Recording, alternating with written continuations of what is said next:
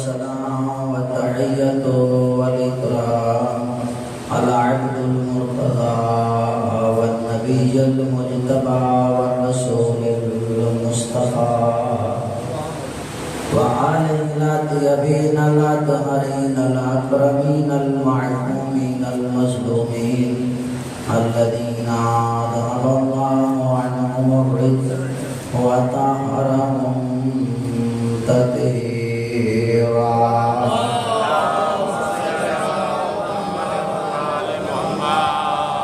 لا سيما الدهر وابنها بقية الله وآيته الكبرى واللعنة على أعدائهم أجمعين. أما بعد فقد قال الرحمن في القرآن وقوله الحق. بسم الله الرحمن الرحيم. واعتصموا بحبل الله جميعا ولا تفرقوا. صلوات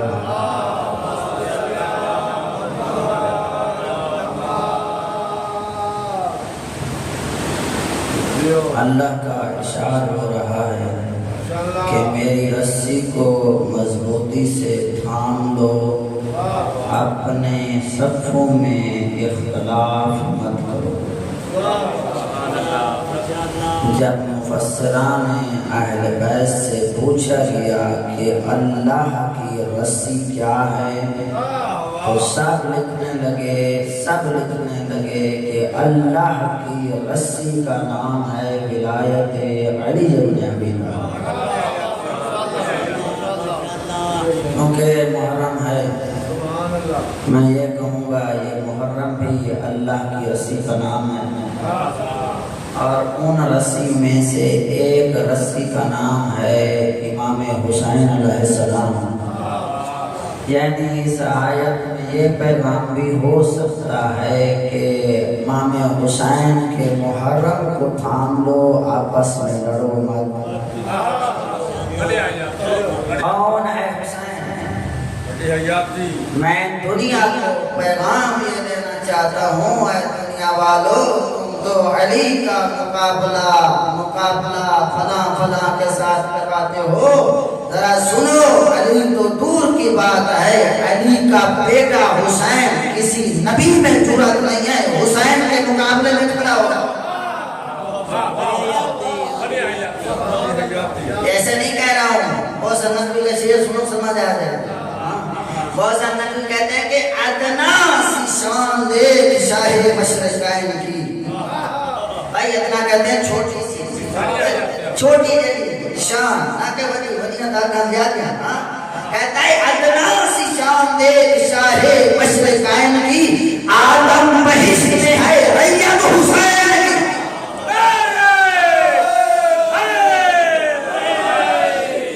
اس لیے میں کہہ سکتا ہوں میرے نبی نے کہا الحسن والحسین سیدہ شباب اہل الجنہ، میرا حسن و حسین جوانان جنت کے سردار ہیں۔ یعنی کہہ سکتا ہوں جس جنت میں آدم سے لے کر عیسیٰ تک ریت بن کے رہے، اس کے سردار کو حسین کہتے ہیں۔ جہاں انبیاء ریت بن کر رہے، ہاں ایسے نہیں کہہ رہا ہوں۔ حضرت نور کو لے کے آ جائے مولا کے مقابلے میں۔ علی کہاں ہے؟ علی کا تو مقابلہ نہیں ہے، تم علی کے بیٹوں کا مقابلہ کر کے دکھاؤ۔ ذرا سنیں گے وہ سنت کوئی خوبصورت جملہ کہتا ہے کہ نوح کہاں میرا حسین کہاں، کہتا ہے کہ رتبے میں ہو نجی وہی شان چاہیے۔ نجات دینے والا ہے نوح، کشتی نوح آپ جانتے ہیں، ایک کشتی نوح کی ہے، ایک میرے مولا حسین کی۔ ان میں فرق پیش کر رہا ہے، اور رتبے میں ہو نجی وہی شان چاہیے، اب نوح کو نجات کا سامان چاہیے۔ نوح پریشان ہے، نجات کا سامان چاہیے، کشتی ہو بادباں تو نگہبان چاہیے، کشتی ہو نگہبان چاہیے۔ دلہا سنیں گے کشتی ہو بادباں تو نگہبان چاہیے، لیکن یہ معجزہ ہے شاہ مشرقین کا، خشکی پہ تیرتا ہے سفینہ حسین۔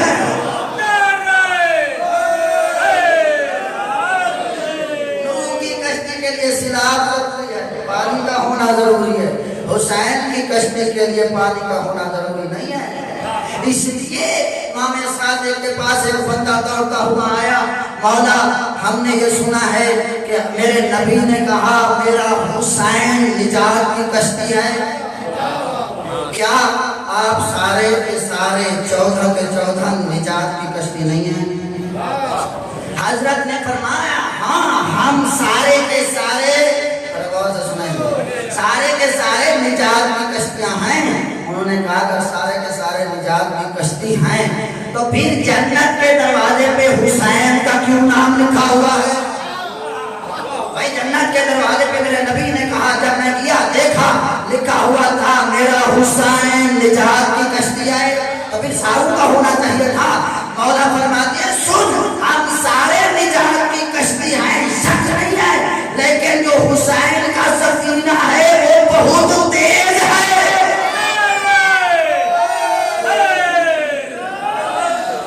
وہ جلدی سے عبور کراتا ہوا جنت تک پہنچا جاتا ہے. یہ اور بات ہے کہ ہم سوار نہ ہوں، سوار ہونا آپ کا کام ہے. اگر میں کہوں موزن نبی کہتے ہیں یہ تو حضرت نوح تھے، حضرت ابراہیم کون ہے؟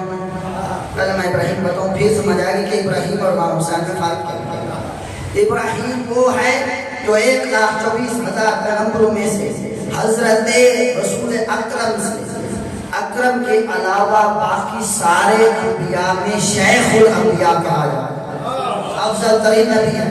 لیکن عظمت کتنی ہے یہ بھی جملہ سنیں. حضرت ابراہیم کو خلیل اللہ کا لقب کیوں ملا ہے؟ حضرت ابراہیم کیا ہے؟ اللہ کے خلیل. کیا ہے؟ اللہ کے خلیل، اللہ کے دوست. یہ لقب کیوں ملا؟ دو روایتیں ہیں. ایک امام معصوم نے فرمایا ابراہیم اتنا سخی تھا، مہمان نواز تھا، خدا نے اسے خلیل اللہ بنا دیا. بھائی ہمارے محمد کیا صورتحال ہے آپ خود جانتے ہیں. اس لیے امام صادق علیہ السلام نے اپنے شیعہ کا معیار اس نے دولت کو نہیں بیان کیا. میرے مولا نے یہ نہیں کہا کہ جاؤ بستی چھینے میں چلے جاؤ، جس کے پاس اچھی بلڈنگ ہو کوٹھی ہو یہ سمجھنا میرا شیعہ ہے. نہیں، جس کے پاس گاڑی ہو اس کو سمجھنا میرا شیعہ ہے. جو بڑے بڑے کنگن لگائے ہوئے ہو اس کو سمجھنا میرا شیعہ ہے. مولا نے یہ معیار نہیں بنایا. جس کے بڑے بال ہو اس کو سمجھنا میرا شیعہ ہے. نہ جو نماز زیادہ پڑھتا ہو اسے سمجھنا میرا شیعہ ہے. نہیں، مولا فرماتے ہیں 1000 میرے دشمن کا ہو گھر، ان میں سے 999 میرے دشمن کا ہو، ان کے درمیان میں میرا ایک چاہنے والا رہتا ہو. ضلع لائر سے کوئی آئے بستی چھینے میں، اگر کسی سے پوچھے جہاں سخی کون ہے، جہاں عزت دار کون ہے، جہاں معاملات میں ٹھیک کون ہے، جہاں عزت والا کون ہے، جہاں غیرت مند کون ہے، مولا فرماتے ہیں 999 گھر کی انگلی اگر میرے اس مومن کے گھر کی طرف جائے وہ میرا شیعہ ہے.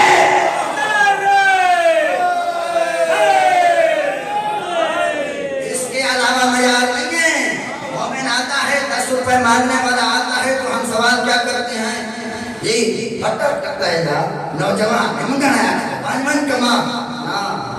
آپ نے اہل بیت کی تعلیمات کو پڑھا نہیں. اس لیے معصوم نے فرمایا جب بھی کوئی تم سے مانگنے آئے چاہے جوان ہو چاہے بزرگ ہو اس کو رد نہ کرنا، گھیڑا کا مت دینا، جو بھرتے ہیں دے دینا. کیوں؟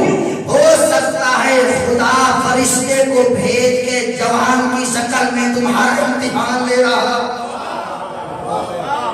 تم خدا کے مہمان نواز ہیں، راہ میں خرچ کرنے والے ہیں یا نہیں؟ اگر سمجھیں گے حضرت ابراہیم کو خلیل اللہ کیوں کہا گیا؟ مہمان نواز. کتنے مہمان نواز تھے؟ تاریخ نے لکھا، تفسیر نے لکھا، علماء نے لکھا اس وقت تک کھانا نہیں کھاتے تھے جب تک کوئی مہمان نہ آ جائے. ابراہیم ایک دن پریشان ہے، کھانا لگا ہوا ہے، کوئی مہمان نہیں. بھئی انبیاء کی سیرت تو یہ ہے، آل محمد کی سیرت تو یہ ہے. ہماری حالت تو یہ ہے کہ ہم صاحب کی خبر نہیں ہے. ہماری حالت تو یہ ہے کہ ہمارے گھر والے رشتہ داروں کی خبر نہیں ہے. ہم اچھا کھانا خود کے لیے بناتے ہیں، دوسروں کی خبر نہیں لیتے. انبیاء وہ ہیں گھر میں کھانا بنایا ہوا ہے، رکھے ہوئے ہیں، انتظار کر رہے ہیں، دعا مانگ رہے ہیں میرے اللہ کوئی مہمان آ جائے، دعا مانگ رہے ہیں کوئی مہمان آ جائے۔ ایک مرتبہ دیکھا کوئی بندہ راستے سے جا رہا تھا، ابراہیم گائے ہاتھوں کو جوڑا، آ جائے میرے ساتھ کھانا کھا لیں۔ وہ آیا، آپ نے حضرت ابراہیم نے پانی کے ساتھ جب ان کے ہاتھ دھلا دیے، مستحق نہ ہاتھ دھلا دیے، دسترخوان پہ بٹھایا۔ جب وہ کھانے لگا تو اس نے بسم اللہ نہیں پڑھی۔ ابراہیم کو جلال آیا، کہنے لگے تم خدا الہی کو نہیں مانتے؟ میں نہیں مانتا ہوں۔ جیسے کھانا پڑا تھا نا، آئے آئے جیسے ہمارے پاس مومن ہے نا، سخت ہوتے ہیں سختی، انہوں نے ایسے کھانے کو کھینچ لیا، کہا ہے کہ اگر تم خدا کو نہیں مانتے تو میں آپ کو کھانا نہیں دیں۔ وہ ناراض ہو کے جانے لگا، فرشتہ وحی کا آ گیا، اے ابراہیم تیری کیا جرأت ہے، آپ نے اس کو کیوں اٹھایا؟ میرے اللہ وہ کافر تھا، آپ کو نہیں مانتا تھا۔ فرمایا ابراہیم ذرا اتنا بتا، بنایا تو میں نے تھا، بندہ تو میرا تھا، میں رب ہو کے اتنا بوڑھا انسان 70 سال کا ہو گیا ہے، اس کا رزق بند نہیں کیا، آپ نے ایک وقت دیا ہے کھانا، پھر بھی پوچھ رہے ہیں۔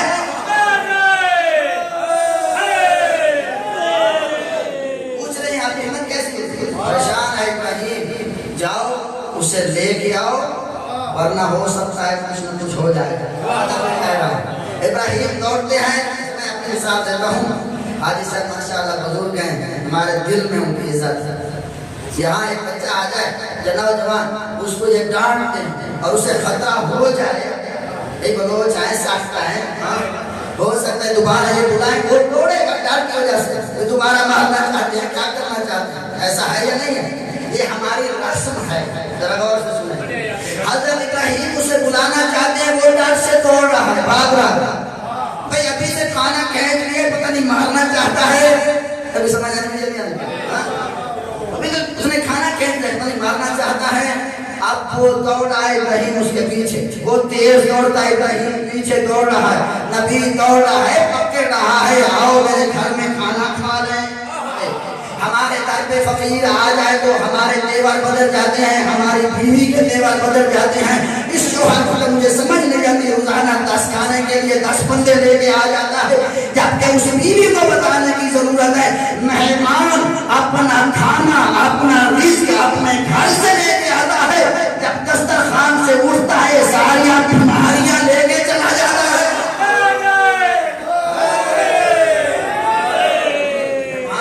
مصیبتیں لے جاتا ہے، آپ کو کس نے کہا ہے؟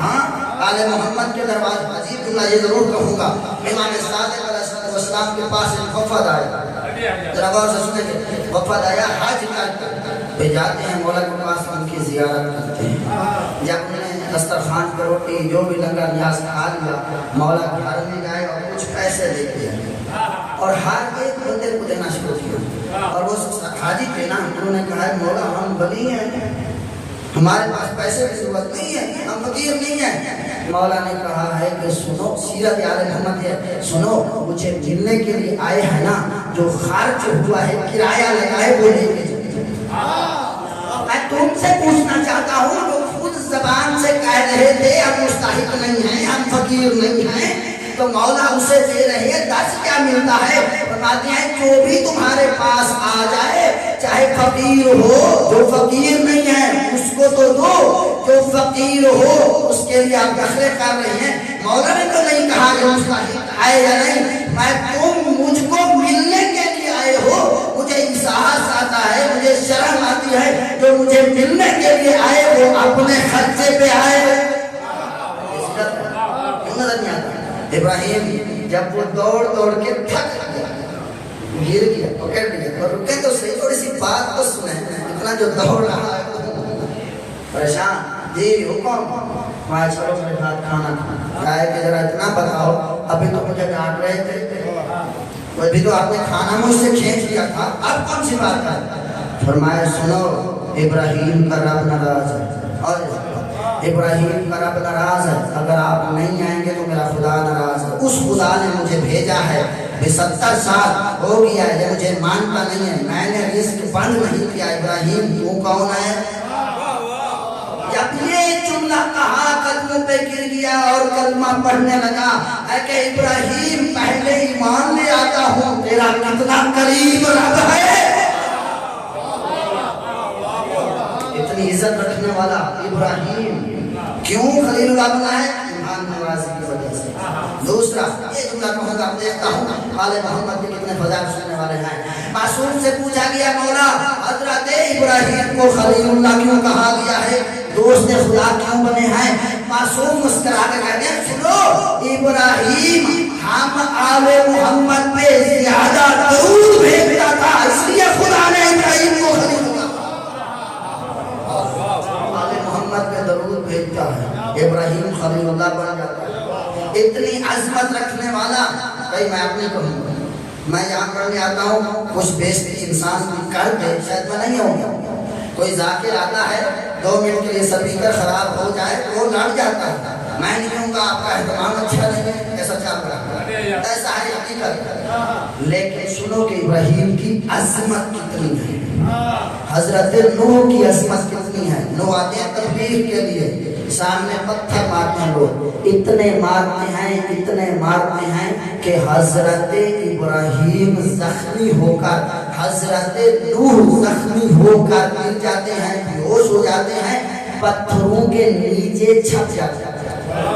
اللہ نے حکم دیا اے جبرائیل اے میکائیل جاؤ پتھر ہٹاؤ اور نوح کے بدن سے اپنے پر کو مس کرو، زخم درست ہو جائیں گے۔ بھائی ایک دن جو پتھر لگے ہیں حیثیت مل گئی ہے، دوبارہ نہیں آنا چاہیے تھا نا، یہ لوگ سنتے نہیں ہیں، یہ یہاں نہیں جانا چاہیے، لوگ کم ہیں، سنتے نہیں ہیں، عزت کرتے نہیں ہیں، لوگوں کے ذہن میں سوال ہوتا ہے۔ ابراہیم حضرت نوح علیہ السلام 950 سال اسی جگہ پر ہر روز آ کر کہہ رہے ہیں سنو علی کا، خدا کا، ابراہیم کا، مصطفیٰ کا رب ایک ہے، رکے نہیں ہیں، رکے نہیں ہیں، تبلیغ کر رہے ہیں نوح، تبلیغ کر رہے ہیں نوح۔ اب میں کہوں گا نوح کی عظمت، میں توحید کا قائل نہیں، میں توحید کا قائل نہیں ہوں، لیکن ذرا غور سے جملہ سنا جب عظمت ہے تو چھپا نہیں سکتا۔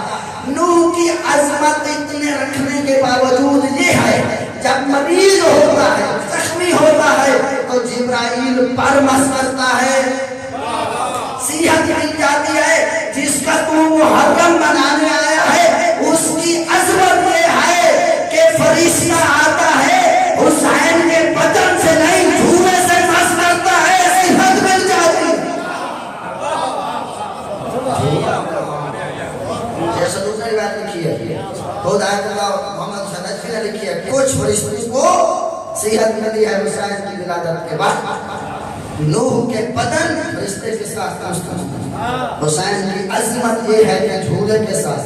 اگلا جملہ سنیں گے کون ہے ابراہیم اتنی عظمت رکھنے کے باوجود اس کے محنت کی ہے۔ موسم نقوی کہتے ہیں تمہاری ہمت کیسے ہوئی، تمہاری اور حسین کو اور ابراہیم کو ایک پردے میں توڑ رہی ہو۔ انصاف چاہتا ہوں میں دنیا کے ممتحن کہتے ہیں دھیان دینے والے کو، انصاف چاہتا ہوں میں دنیا کے ممتحن، صبر خلیل کے سبھی زاویے تو گر لیکن سکون شاہ بھی دیکھ امتحان کے دن۔ ہر عالم نے لکھا جیسے امام حسین کی شہادت کا وقت قریب مولا مطمئن ہوتے جائے، مولا مطمئن، لیکن سکون شاہ بھی دیکھ امتحان کے دن، سب کچھ قربان کر کے میرے مولا ہے مطمئن۔ حسین مطمئن ہے، سب کچھ قربان کر کے، سب کچھ قربان کر کے میرے مولا ہے مطمئن۔ یہ اکبر سو رہا ہے وہ اصغر کی قبر ہے، شبیر چپ کھڑا ہے یہ معیار صبر۔ حسین کا شکوہ نہیں ہے، حسین کی عظمت کو سمجھو، حسین کی فضیلت کو سمجھو۔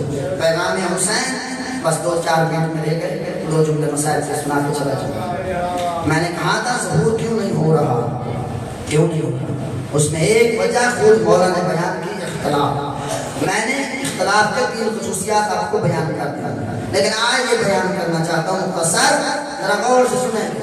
بھائی بندہ جو اختلاف کرتا ہے اس کا گناہ، سورہ بقرہ والفتنۃ اشد من القتل، اے حبیب ان کو بتا دیجئے کہ فتنہ، اختلاف، لڑانا، ایمان بارگاہ کو تقسیم کرنا، ایک دوسرے دستے بن جانا، اپنے اپنی قوموں کو تقسیم کرنا، اختلاف کرانا، اے حبیب یہ اتنا بڑا گناہ ہے، ایک معصوم انسان کو قتل کر دینا یہ چھوٹا گناہ ہے، تو بھائیوں کو لڑا دینا بڑا گناہ۔ اتنا جہاں بچہ بیٹھا ہے اسے میں بھی قتل کر دوں تو قرآن کہتا ہے یہ چھوٹا گناہ ہے۔ دو بھائیوں کے دل میں، دو امام بارگاہ کے بانیوں میں اختلاف ایجاد کر دینا یہ بڑا گناہ ہے۔ یہ تھی سورہ بقرہ۔ قرآن کی خوبصورتی ہے یہ ہے کہ بعض موضوعات کو بعض جگہ پر اعلان کرتا ہے۔ اب سورہ مائدہ میں اس میں کیا کہتے ہیں؟ بسم اللہ الرحمن الرحیم، من قتل نفسا بغیر نفس، فرمایا کہ او فساد فی الارض، جو بندہ زمین میں فساد برپا کر دیتا ہے، لوگوں کے درمیان میں اختلاف برپا کر دیتا ہے، پھر جملہ کا سننا، اے حبیب وہ یہ نہ سمجھے میں دو لوگوں کو لڑایا، وہ یہ مت سمجھے میں دو بھائیوں کو لڑا کے جا رہا، وہ یہ مت سمجھے میں نے دو گھر خاندان، دو ایمان بارگاہ، دو مذہبی دستے ان کے درمیان میں اختلاف کرا دیا، نہیں۔ فرمایا فَكَأَنَّمَا قَتَلَ النَّاسَ جَمِيعًا، وہ یہ سمجھے کہ ایسا ہے جیسے اس نے پوری انسانیت کو قتل کر دیا۔ اتنا بڑا اتنا بڑا کتنے ہم نے فکر کیے ہیں، ہائے افسوس یہ ہے کہ بھائی بھائی کو سلام دینے کے لیے تیار نہیں ہے، اور پھر دل میں بھی ولایت علی رکھتا ہے۔ عجیب ہے، عجیب ہے۔ امام سجاد کی مظلومیت پہ رونے والا بھائی کو سلام کرنے کے لیے تیار نہیں ہے، رشتہ داروں کے گھر جانے کے لیے تیار نہیں ہے، بلکہ مولا سجاد علیہ السلام فرماتے ہیں اور مومن سن، اگر تیرے رشتہ دار تیرے گھر نہیں آتے آپ چلا جاؤ، اگر وہ سلام نہ کریں آپ سلام کریں، اگر وہ آپ کا راستہ بند کرتے ہیں آپ انہیں راستہ دیں، وہ تمہاری خوشیوں میں نہ آئیں آپ ان کی خوشیوں میں جائیں، وہ تمہارے غم میں نہیں آتے آپ جائیں۔ مولا فرماتے ہیں میں کہوں گا مولا ایسے بھی بزرگ رہتے ہیں ہماری قوموں میں، اختلاف جو ہوتا ہے میں پھر بھی جاتا ہوں ان کو کہتا ہوں میں تمہارے در پہ آیا ہوں، پھر بھی وہ ہمارے گھر نہیں آتے، ہم جاتے ہیں پھر بھی وہ سلام نہیں کرتے۔ مولا فرماتے ہیں سن تیری خطا نہیں ہے، مانتا ہوں آپ سچے ہیں، پھر بھی میری سیرت پہ عمل کرتے ہوئے جا اس کے دروازے پہ اسے یہ کہے میں مولا سجاد کی سیرت پہ عمل کرتے ہوئے تجھے چل کر معاف کرنے آیا ہوں۔ اگلا جملہ میں مولا کہتے ہیں اگر ایک مرتبہ تو دور کی بات ہے میں مولا سجاد کہہ رہا ہوں، اگر 40 مرتبہ مومن کے گھر، بھائی کے گھر، بانی کے گھر، آدمی کے گھر، عزادار کے گھر، ملک کے گھر جانا پڑے چلے جائے، میری سیرت یہ ہے ان کو کٹھا کرو، ایک ہو جاؤ۔ کیوں نہیں آتا؟ کیوں نہیں آتا؟ یہ اگلا جملہ سنیں۔ اب ہمیں ایسا یہ پتہ چل گیا اتنا بڑا گناہ، قتل سے بڑا گناہ۔ اگلا جملہ سنیں۔ اب ماشاءاللہ شریف یہ وادی ہے، ہمارے سارے مومن رہتے ہیں، ہمیں ایک بندہ مل گیا ہے جس کا کام ہے لڑانا۔ ہمارے علاقے میں رہتے ہیں ایسے کام لڑانا، جھگڑے کرانا، اختلاف کرانا، ایک دوسرے کی غیبت، اس کے پاس گیا تو اس کی غیبت، اسے لڑا دینا، یہ اس کا کام ہے۔ معلوم ہو گیا اس بندے کا کام کیا ہے، آگ لگانا۔ اب قرآن سے پوچھتے ہیں میرا قرآن اہل بیت کے دروازے میں نازل ہونے والا، گھر میں نازل ہونے والا قرآن، ذرا بتا ایسے انسان کا ہم کیا کریں؟ آدمی سب کی تقسیم کرنا، مومنوں کو لڑانا، آپس میں جھگڑے، ہاں چھوٹی چھوٹی باتوں پر لڑانا، گریے پہ، ماتم پہ، عزاداری پہ، اور ماشاءاللہ شبیہ بنیں گے، شبیہ پہ ہمارے علاقے میں ایک امام بار کا تقسیم ہوا ہے، افسوس یہ ہے اس بنا پر انہوں نے کہا ہے کہ جو شبیہ بنے ذوالجلال نکلے گی اس کی جو بات ہے وہ معنی پیسہ پایا ہے، معنی پیسہ، اس بنا سے وہ امام بار کا بنے۔ کتنے آپ سے کتنا دھوکہ دے رہے ہیں اپنی قوم کو، جو فقط علم کوئی بھی اٹھا سکتا ہے، اس میں کیا ہے آپ کا ہدف شبیہ ہونی چاہیے، یہ نہیں ہونی کہ کون ہے یہ کون نہیں ہے، جو خدا کے لیے کام کرتا ہے وہ ایسی چیزیں نہیں دیکھتا۔ کتنا تقسیم کیا ہم نے قوم کو، کیا دیا ہے قرآن اور اب اس لیے آئے ہیں اللہ کی رسی میں سے ایک رسی کا نام محرم ہے، بس امام حسین کے نام پہ جمع ہو جاؤ اور بس میں لڑو مت. کتنا ہم نے نقصان کیا، ہمیں پتہ چل گیا ہے یہ فلاں شخص کا کام کیا ہے، لڑانا. قرآن بھی سمجھ آنے کے لیے آخری زبان ایسا سے قرآن بھی سمجھ آنے کے لیے. اچھا اگر سنا قرآن آتا ہے قبلہ ایسے بندے کے 3 سزائیں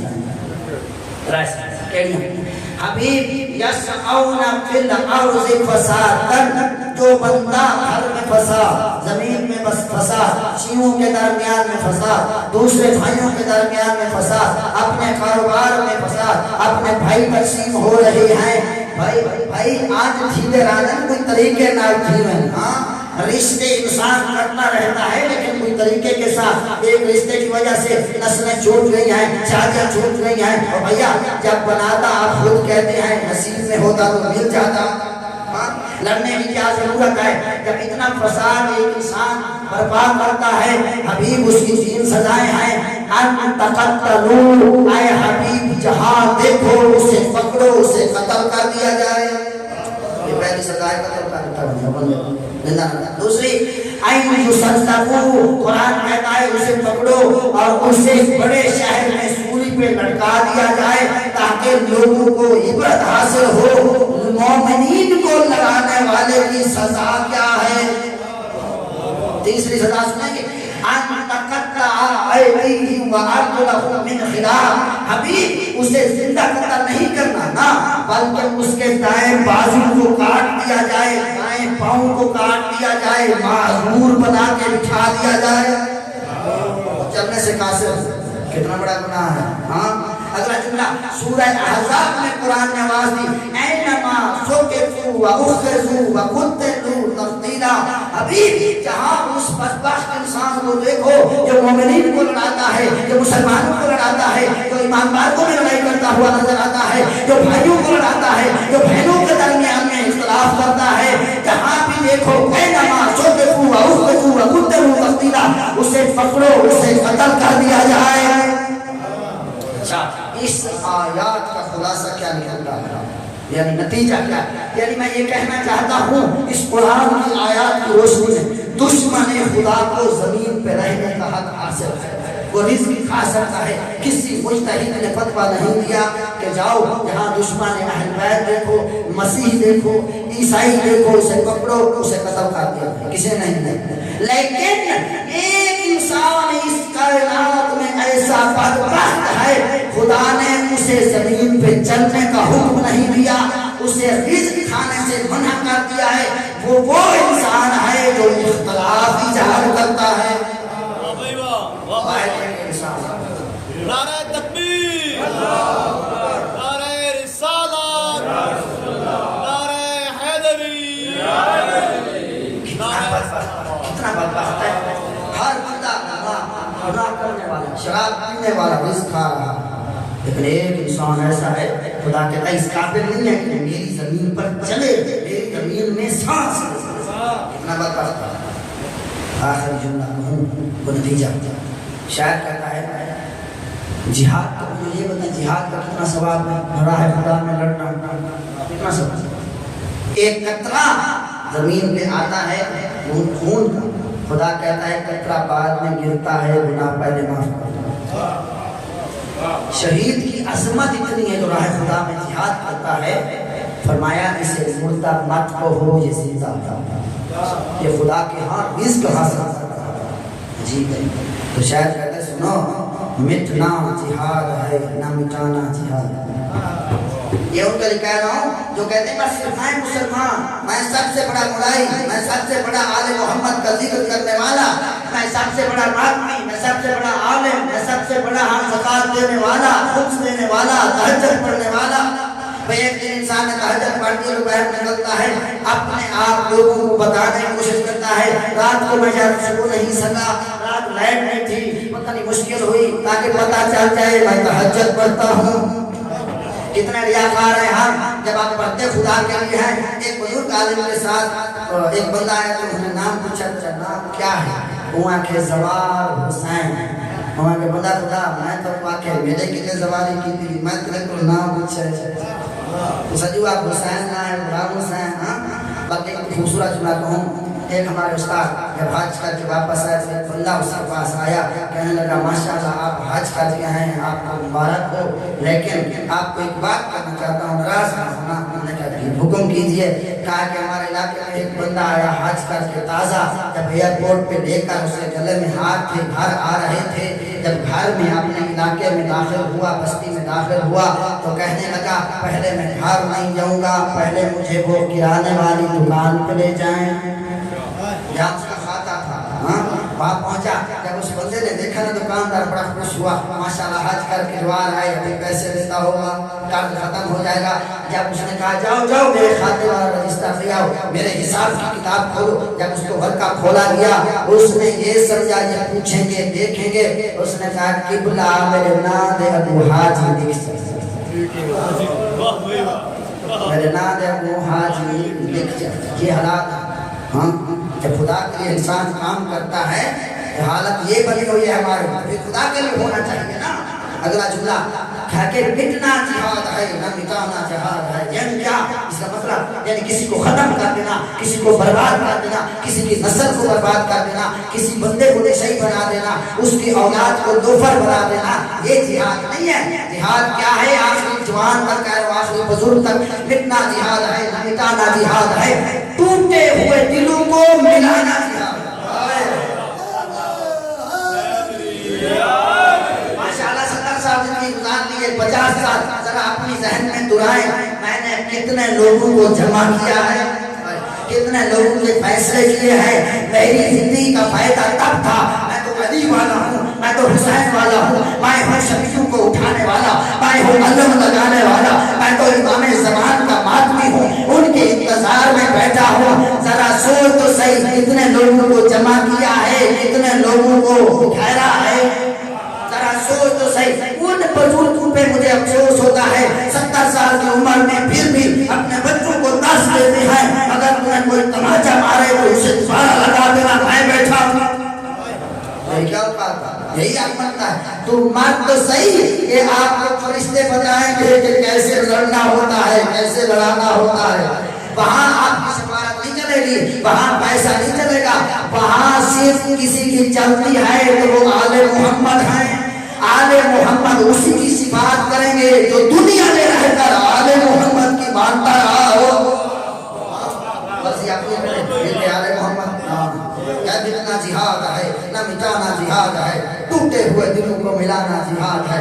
सबसे बड़ी बात, सबसे बड़ा जिहाद, शहीद से ज्यादा सवाब हासिल कर लेगा वो इंसान जो दो भाइयों को एक दस्तरखान पे बिठा दे, जो दो मोमिनीन को एक दस्तरखान पे बिठा दे, जो मोमिनीन को एक मजलिस में ले आए, जो मोमिनीन को एक आज़ादारी में ले आए, जो मोमिनीन को एक सफ में ले आए, जो मोमिनीन को एक अलम के नीचे ले, ये वो है जो शहीद होने से ज्यादा सवाब। अगला जुमला खुदा की कसम, ये बहुत बड़ा जुमला है, जरा गौर से सुने। मिटना जिहाद है ना मिटाना जिहाद है, टूटे हुए दिलों को मिलाना जिहाद है। आसान है घरों को जलाना बहुत मगर, भाई जरूरी नहीं है आप दूसरे लोगों के घरों को आग लगाना, ये नहीं है हदफ, ये नहीं है। शायद आसान है घरों को जलाना बहुत मगर। यानी क्या, दो भाई रह रहे हैं ना, तीन भाई रह रहे हैं, दो की बीवी इकट्ठे है ना, एक के दिल में बूस कीना इजाद कर देना, ये आग से ज्यादा काम करता है। फरमाया सुनो, आसान है घरों को जलाना बहुत मगर, जिसके घर में भूस पैदा हो जाए, दो भाई आपस में कारोबार कर रहे हैं, एक के दिल में उसके हिसाब में गड़बड़ करा देना, बेजान कर देना। हाँ, दो ईमानदार इकट्ठे मिलकर, मोमिनीन इकट्ठे मिलकर ऐसा कर रहे हैं, एक दूसरे के दिल में किसी के बेजान कर देना, तोहमत लगा देना ताकि इख्तिलाफ हो। आसान है घरों को जलाना बहुत मगर, बिखरे हुए घरों को मिलाना जिहाद। इस मुहर्रम का फायदा तब है कि आपके सारे मोमिन इस इमाम बारगाह में जमा हो, जहाँ ये न देखें कौन हाजी साहब से क्या है, ये पढ़ने वाला कौन है कौन नहीं है, छोटा जाकिर है बड़ा है आलिम है नहीं है, कसीदे वाला है कसीदे वाला नहीं है, मातमी है हज़ारदार है, कौन है ये नहीं है। बस ये देखना कि हुसैन के घर में आ गया है तो हमारा मेहमान। ये है क्यों ज़हूर नहीं होता इस वजह से یہ سننا آسان ہے گھروں کو جلانا بہت مگر بکھرے ہوئے گھروں کی آگ بجھانا جہاد ہے. اچھا ہمارے علاقے میں ایک مثال آپ نے کہا اگر چھوٹا شہر ہو تھوڑے بندے ہوں تو پڑھنے والے کیا کہتے ہیں یار تعداد تھوڑی ہے فیس تھوڑی ملے گی پیٹرول پورا نہیں ہوتا پیٹرول ہوگا تو گاڑی کا خرچہ 60,000 70,000 ہے پھر 10,000 ادھر سے بچے گا 5 ہوگا پتہ نہیں دیتے ہیں نہیں دیتے ایسا ہے پڑھے لکھے لوگ نہیں ہیں میں حقیقت کی بات کہہ رہا ہوں کسی کو اچھی لگے گا تو لگے گا جو حقائق کہہ رہا ہوں پتہ نہیں اچھی لگتی ہے یا نہیں لگتی پتہ نہیں سنتے ہیں ان پڑھ لوگ ہوں گے دیہاتی ہوں گے فلاں ہوں گے ان کے لیے شاعر نے خوبصورت اللہ کہا سنو امام رضا علیہ السلام کا ایک فرمان سنو اولا فرماتے ہیں اے مومن دنیا کا ہر کاروبار کرنا ہر بزنس کرنا ہمارے ذکر کا کاروبار نہ کرنا سنیں گے اولا فرماتے ہیں ہمارے ذکر کا کاروبار نہ کرنا سن اگر تو نے ہمارے ذکر کا کاروبار کیا کاروبار کیسے ہوتا ہے مجھے پتا ہے کہ پڑھ نہیں سکتا ہوں کچھ رونے والے لے کے آ جانا کچھ نعرہ لگانے والے بہانے کو کہیں گے خدا کے لیے کوئی نہ کوئی ایک بندہ تو ہو جو آگے نعرہ لگائے کوئی نہ کوئی اہتمام کر لیجیے جب میرے فلاں بندے آ جائیں گے ہماری رسمیں ہم دیکھ رہی ہیں 1 کلومیٹر 2 کلومیٹر دور سے بندوں کو اتار دینا یہ ازادار بن کے آ رہے ہیں مختلف کونوں میں بٹھا دینا ابھی ہمارا بند ختم نہیں ہوتا ابھی ہمارا فضائل کا جملہ ختم نہیں ہوتا بندے کھڑ کے ماتم کرنے لگتے ہیں یہ سے کہتے ہیں کاروبار مجلس بن جاتی ہے قبلہ کی اب ڈیری پہ جو ہے حاضریاں لگنا شروع ہو جائیں گی زیادہ مقبولیت ہو جائے گی اب اس کو ٹائم نہیں مل رہا تو پہلے 10,000 مانگ رہا تھا جو پہلے منتیں کرتا حاجی صاحب قدم کرتا تھا 10 منٹ دے دیں اب حاجی صاحب فون کر دیا تو 2 لاکھ 3 لاکھ ٹائم نہیں ہے بندے کام ہے فیس کام ملے گی یہ چل رہا ہے سنو مولا فرماتے ہیں اگر تم نے ایسا کام کیا ہمارے کاروبار بنایا ہمارے ذکر کو مجلس حسین کو جو آپ رزق لیں گے جو نیاز لیں گے سنو میں صادق آل محمد میں فرزند صادق آل محمد میں آل محمد کا فرزند میں علی کا فرزند میں بدور کا بیٹا مجتہد کی بات نہیں کر رہا معصوم اتنے معصوم کی کہہ رہا ہوں مولا رضا کہہ رہے میں فتویٰ دے رہا ہوں جو رزق دے گا نیاز وہ حرام ہوگی وہ آپ کھائیں گے حرام اس کا اثر کیا ہوگا حرام کھانے والا اچھے کام کرے گا وہ اچھے کام کرے گا آپ کو اکٹھا کر کے جائے گا وہ آپ کو لڑا کے جائے گا وہ آپ کو مشرک بنا کے جائے گا وہ آپ کو غالب بنا کے چلا جائے گا اس لیے شاعر نے کتنا خوبصورت کہا جس شاعر میں عرب کی جہالت سمائی ہو عرب کی جہالت بھائی سے جانتے ہیں زندہ بیٹے کو دفن کر دینا ہاں چھوٹے چھوٹے باتوں پر 40 سال جنگ کرنا یہ عرب کی جس شاعر میں عرب کی جہالت سمائی ہو اس شاعر میں رسول کا آنا جہاد میرا نبی عرش کے رہنے والا اٹھ چلاوانا دے شاعر بڑے تبلیغ بڑا کریں اٹھ جڑے سارے لوہار اٹھ جتنا تبلیغ کر رکھا مکہ دے جتنا ہوں سخت بھیڑ ہوگا اگلا جملہ آخر جملہ ہوگا وقت تمام ہو گیا ذرا غور سے سنیں جس کے لیے سارا شعر پڑھا ہو رہا ہے عائشہ دے رہی ہے یہ آواز کربلا اے نوجوان ساری تقریر بھول جانا اپنے ٹینشن نہیں ہے کیونکہ میں نے ظہور کے لیے کچھ کام کر رہا ہوں وہی سنایا ہے آپ کو اے شمس اس جملے کو یاد رکھنا اے شمس دے رہی ہے یہ آواز کربلا کربلا کی آج بھی آواز یہی آ رہی ہے آج بھی آ رہی ہے صدا کون سی اے شمس دے رہی ہے یہ آواز کربلا نفرت کی ہر لکیر کو مٹانا جہاد اس لیے علماء نے کیا کہا جب تک تمہارے دل میں بغض رہے گا جب تک کینہ رہے گا جب تک آپ لڑتے رہیں گے ظہور کے لیے کام نہیں کر سکتے ظہور کے لیے کام کرنے کے لیے دل پاک ہونا ضروری ہے اس لیے اس پہ کتنا خرچ ہوا ہے کوئی سوچا ہے کتنا خرچ ہوا ولایت علی پر کتنا خرچ ہوا ولایت علی پر آسان ہے نعرہ لگانے والی کی ولایت ہے بہت آسان ہے وقات کے ماں باپ بہت بڑے احسان ہے آپ کو علی کا مرید بنا دیا ہے کتنا خرچ ہوا ہے سیدہ کا اس علی کی ولایت پر کتنا خرچ ہوا سوچیں علماء کہتے ہیں مقتل کیا تھی حضرت سیدہ نے علی کی ولایت کے لیے تماچا چاہا مرحبا مرحبا. ہم نے کیا دیا ہے؟ 2 منٹ وقت دینے کے لیے تیار نہیں ہے. 2 منٹ مجلس کے لیے ولی اللہ پڑھنے کے لیے آتے ہیں تو تیار نہیں ہے. اجازت ہو گئی ہے. نیاز مومن کو کھلانے کے لیے علی ولی اللہ پڑھنے والا تیار نہیں ہے. ایک دوسرے کے ساتھ ہم کیا کرتے ہیں؟ سیدہ کی محنت دیکھیے خرچ کتنا ہوا. علی کی ولایت کے لیے تماچا کھاتا. راوی کہتا ہے اتنا زور سے تماچا لگا, اتنا زور سے سیدہ گر گئی, ہائے گوشوارے ٹوٹ گئے, خون جاری ہوا. مرحبا. کتنا گریا ہوا سیدہ کا, کتنا ظلم ہوا. ہاں اگر یہ ہوتا میں نہ پڑھتا, سیدہ کا اتنا خرچ ہوا, سیدہ نے تازیانہ کھایا ہے علی کے حق میں. راوی کہتا ہے اتنا زور سے تازیانہ لگا, جب تک زندہ رہی تسبیح نہیں پڑھ سکتی تھی. مرحبا مرحبا. اتنا خرچ ہوا سیدہ کا, اللہ جنا پڑھو. بلکہ اتنا خرچ ہوا سیدہ کا علی کی حق کے لیے, اپنی پسلیاں قربان کر دی ہیں, موثر شہید کروا دیا ہے سیدہ نے. بلکہ اللہ جنا کہوں سیدہ جب دربار آتی ہیں, سوچ سکتا ہے میری دربار آ سکتا ہے, کوئی سوچ سکتا ہے ملکہ حیا, لیکن راوی کہتے ہیں علی کے حق کے لیے سیدہ دربار ہے. لیکن کتنی عزت کے ساتھ ہے. ماں بھی دربار گئی ہے اور بیٹی بھی دربار گئی ہے. راوی کہتے ہیں بہت فرق. جب ماں دربار گئی تو کنیزوں کا جھرمٹ تھا, سر پہ چادر تھی. ہاں سنیں گے جملہ, جب بیٹی دربار میں گئی کنیزوں کا نہیں بدماشوں کی بھیڑ تھی. مرحبا مرحبا مرحبا. ہاں بدماشوں کی بھیڑ تھی, سر پہ چادر نہ تھی, سامنے ناچ ناچ کے ہاں کہہ رہے تھے یہ باغی کی بہن آ گئی ہے. ہاں ماں جب دربار گئی تھی صحابی کا دربار تھا, بیٹی جب دربار گئی تو شرابی کا دربار تھا.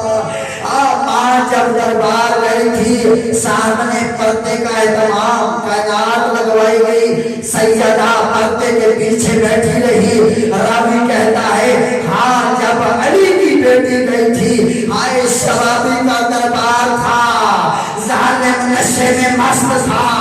ایک مرتبہ مشت کا اشارہ کرتا ہے, جو کنیزوں کے جھرمٹ میں کھڑی ہے یہ بی بی کون ہے؟ راوی کہتا ہے ظالم کہتا ہے یہ علی کی بڑی بیٹی آ رہی ہے. مرحبا مرحبا. کتنا خرچ ہوا ہے ولایت علی بن ابی طالب پر؟ کتنا.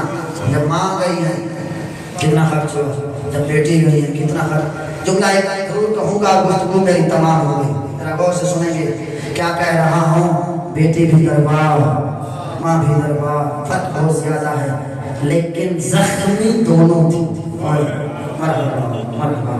زخمی قبلہ دونوں تھی, لیکن ماں جب گئی تو کتنی زخمی تھی. کیا ہوا کب پتا چلا؟ اس وقت پتا چلا جب علی غسل دینے لگے. راوی کہتا ہے جیسے غسل کے لیے علی کا ہاتھ چہرے پہ آیا تو زخمی تھا, آنکھ میں آیا تو آنکھ زخمی تھی, بازو پہ آئے تو سوجے ہوئے تھے, پسلیوں پہ آئے تو پسلیاں ٹوٹی ہوئی تھی. زہرا سیدہ زخموں سے چور چور ہو گئی تھی. مرحبا مرحبا. لیکن جملہ سنیں گے, بیٹی کا کب پتا چلا کہ سیدہ کتنی زخمی تھی؟ راوی کہتا ہے کتنی زخمی تھی. اس وقت پتا چلا جب زندان سے آئی اپنے بھائی کی قبر پر, آئے کھڑے مسجد سیدہ نے ایک بیان کیا مریم کربلا نے, بھیا حسین آپ کو یاد ہوگا ہم چھوٹے تھے, ماں نے ایک دعا مانگی تھی, الہی اجل وفاتی, میرے اللہ مجھے موت دیجیے میں تھک گئی ہوں. بھیا حسین جب میرے قاتل کے دربار میں گئی تھی میں نے ایک مرتبہ نہیں ہزاروں مرتبہ کہا ہے میرے اللہ علی کی بیٹی مر جائے. آئے کہاں شرابی کا دربار, کہاں علی کی بیٹی. مرحبا مرحبا مرحبا. صلی اللہ